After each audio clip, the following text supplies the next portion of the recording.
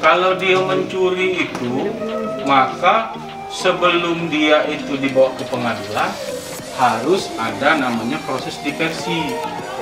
Diversi itu didamaikan dulu oleh Bapak Ibu Jaksa. Didamaikannya di ruangan mana? Di ruangan ini. Dibikin situasinya supaya adik-adik ini tidak merasa sedang di kantor kejaksaan, dianggap sedang main. Nah, jaksa yang melakukan fasilitasi diversi juga tidak ada pakai baju kayak saya ini. Dia akan pakai baju bebas. Prosesnya nanti dibuat bagaimana adik-adik ini nyaman, tidak seperti sedang menghadapi proses peradilan. Jadi didamaikan di sini. Kalau seandainya diversinya tercapai, ya kan, damainya tercapai, maka tidak perlu diteruskan pengadilan, cukup dikembalikan ke orang tuanya untuk dibina. Itu. Jadi adik-adik ini rata-rata umur berapa sekarang? 15. Ini masih masuk kategori anak-anak. Tapi adik-adik, walaupun lah di undang-undang peradilan anak itu ada yang namanya proses diversi, jangan nanti sampai di sini artinya kita nih maling tidak apa-apa, telah didamaikan, tidak ada itu. Tetap kita harus mengenali hukum dan menjauhi hukuman. Kita kenal bukan berarti kita harus mencoba, tapi kita justru harus menjauhi, ya. Karena banyak kasus-kasus di Bengkulu ini yang melibatkan anak-anak sebagai pelaku. Kita usahakanlah kita jauh-jauhkan dari persoalan hukum seperti itu, ya. Nah, ketika polisi membawa berkas perkara beserta tahanan diserahkan ke jaksa, maka ditaruh dulu sementara di ruangan ini sebelum kemudian dikirim ke rumah tahanan yang ada di Malabro. Jadi kalau anak-anak itu dari umur yang bisa di ini 11 tahun sampai 18 tahun. Nah, ini anak-anak. Kalau dewasa di atas 18 tahun ke atas. Kalau perempuan juga sama dewasanya 18 tahun ke atas. Cuman dibedakan antara anak-anak. Ngapo? Jangan sampai anak-anak bercampur, karena undang-undang peradilan anak itu mengharuskan, mewajibkan negara itu menyiapkan, membedakan fasilitas kalau menangani perkara untuk anak dan dewasa, juga untuk perempuan, ya.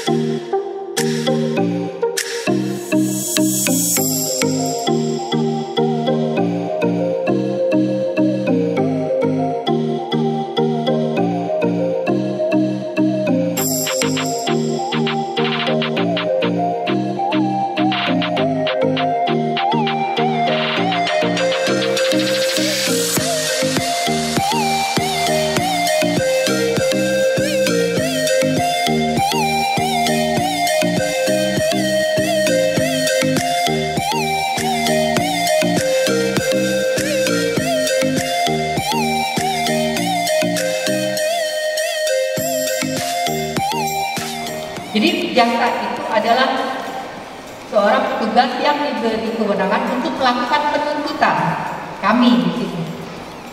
Kemudian kami nanti bawa ke persidangan bersama dengan mutiaranya bahwa dia kehilangan. Nanti dipanggil lah pelakunya, kan sudah tangkap tuh pelaku. Nanti diperiksa, benar nggak kamu mengambil sepatunya mutiara? Iya, saya mengambil. Setelah itu baru kita melakukan penuntutan. Berdasarkan undang-undang dia dituntut berapa, mengambil sepatu berapa. Kemudian ada tadi yang saya bilang, kenapa dia mengambil sepatu, kita pelajari juga, oh dia mengambil sepatu karena di sekolah dia nggak punya sepatu. Nah, hal itu menjadi hal yang meringankan. Maka kita tuntut misalnya dia 6 bulan penjara. Itu tuntutan kita. Tapi nanti hakim yang mendengarkan, yang mempelajari berkasnya maupun di persidangan saksi-saksi, kemudian nanti hakim, oh kalau jaksa tuntut 6 bulan, maka hakim akan misalnya dia, oh kita tuntutnya sama nih, kita putusnya sama dengan jaksa.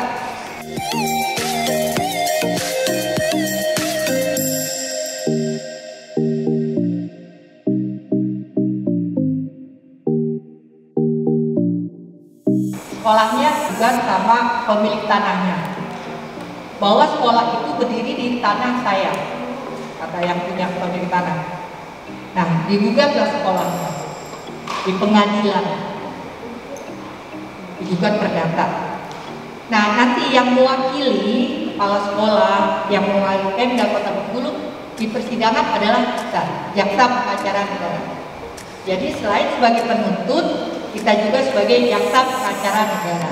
Kalau misalnya di sekolah kalian ada yang pakai uang sekolah, korupsi dong. Ya, kalau ada yang pakai uang sekolah, kemudian itu dilaporkan ke kejaksaan, kemudian kita melakukan pemeriksaan. Nah, itu kita sebagai jaksa penyidik. Ya, luas sekali kewenangan kita yang mungkin adik-adik belum tahu. Jadi sebagai penuntut umum, sebagai jaksa pengacara negara, juga sebagai penyidik.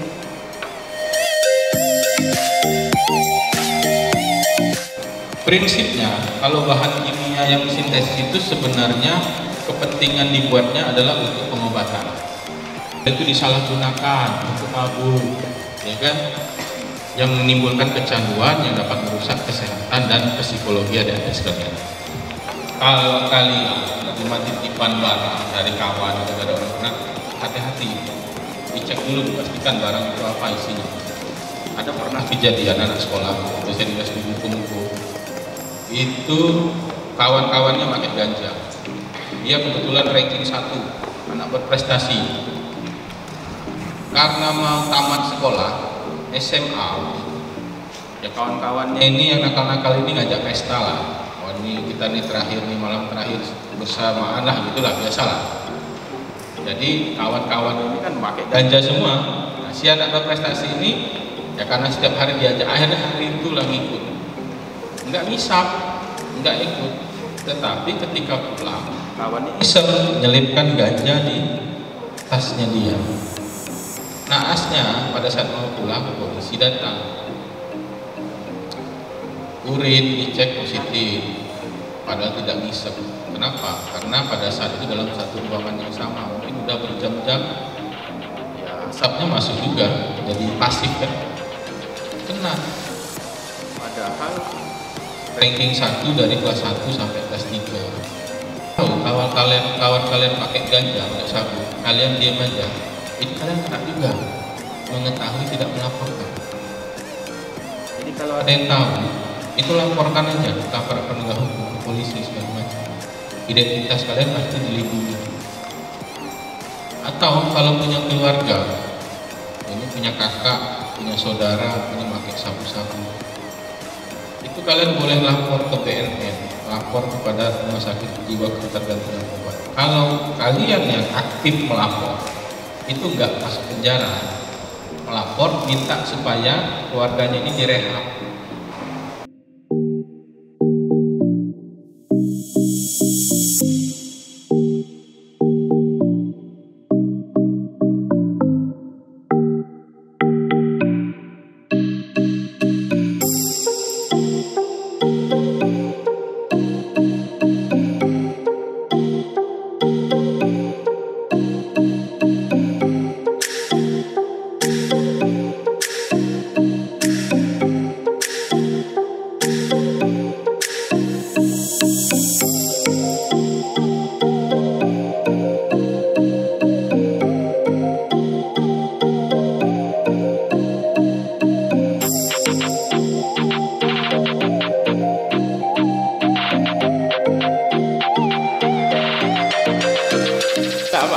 Yang pertama itu tindak pidana umum, terus yang khusus pembinaan, perdata dan tata usaha negara, barang bukti, intelijen. Nah, betul. Oh.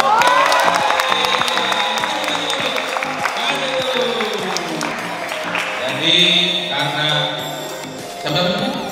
Iqbal yang benar, maka Iqbal yang kita serahkan hadiah. Sudah tepuk tangan dulu untuk Iqbal.